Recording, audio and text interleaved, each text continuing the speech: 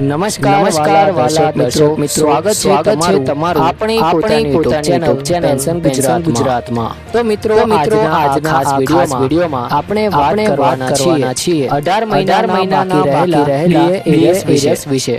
મિત્રો આખરે કોરોના સમય દરમિયાન રોકવામાં આવેલું શા માટે અટકાવવામાં આવ્યું હતું? સરકારનો નિર્ણય છે અને હવે પેન્શનરો તથા સરકારી કર્મચારીઓ માટે શું નવી આશા ઊભી થઈ છે તેની સંપૂર્ણ માહિતી આજે આપણે જાણીશું। તો મિત્રો વિડીયો શરૂ કરતા પહેલા આપ સૌને નમ્ર વિનંતી છે કે જો તમે આપણી ચેનલમાં નવા હોય તો ચેનલને સબસ્ક્રાઇબ કરી લેજો અને વિડીયો ગમે તો લાઈક અને શેર કરી દેજો। તો મિત્રો તમે જાણો છો કે કોરોના મહામારી દરમિયાન દેશની આર્થિક પરિસ્થિતિ ખૂબ જ ખરાબ બની ગઈ હતી। એ સમય દરમિયાન કેન્દ્ર સરકાર અને અનેક રાજ્ય સરકારોએ ખર્ચમાં ઘટાડો કરવા માટે કેટલાક મહત્વના નિર્ણયો લીધા હતા, જેમાં સૌથી મોટો નિર્ણય હતો જાન્યુઆરી 2020 થી જૂન 2021 સુધીના 18 મહિનાના મોંઘવારી એટલે કે ડીએ અને ડીઆરના રોકી દેવાનો।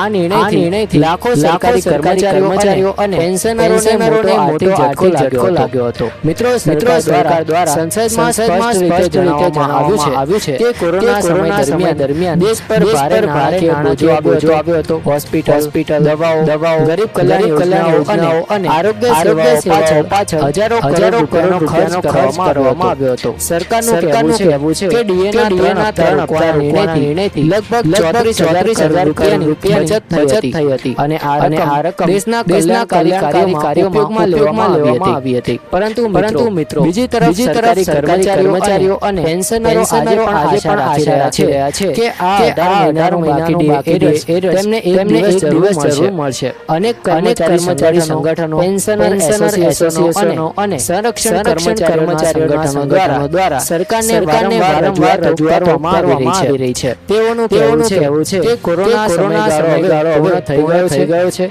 દેશની આર્થિક સ્થિતિમાં પણ સુધારો આવી રહ્યો છે, તેથી કર્મચારીઓ અને પેન્શનરોને તેનો લાભ આપવો જોઈએ। મિત્રો હાલમાં ફરી એક વખત આ મુદ્દો ચર્ચામાં આવ્યો છે, કારણ કે રાષ્ટ્રીય પરિષદ JCM ના સચિવ શિવ ગોપાલ મિશ્રાએ પ્રધાનમંત્રી મોદીને પત્ર લખીને 18 મહિનાના બાકી ચૂકવવાની માંગ કરી છે। તેમના જણાવ્યા અનુસાર કેન્દ્ર સરકારના કર્મચારીઓ અને પેન્શનરો લાંબા સમયથી આ રકમની રાહ જોઈ રહ્યા છે। જો સરકાર આ પ્રપોઝલ સ્વીકારી લેશે તો કર્મચારીઓને લાખો રૂપિયાનો ઇન્ટરેસ્ટ મળી શકે છે। મિત્રો સંરક્ષણ કર્મચારીઓના સંગઠનોએ પણ સરકાર સમક્ષ માગણી કરી છે કે કોરોના સમય દરમિયાન દેશ માટે સેવા કર્મચારીઓ સાથે ન્યાય થવો જોઈએ। અનેક પેન્શનરોનું માનવું છે કે મોંઘવારી સતત વધી રહી છે અને આવી સ્થિતિમાં 18 મહિનાનું ડીએ તેમને મોટી રાહત આપી શકે છે। હાલની સ્થિતિ વિશે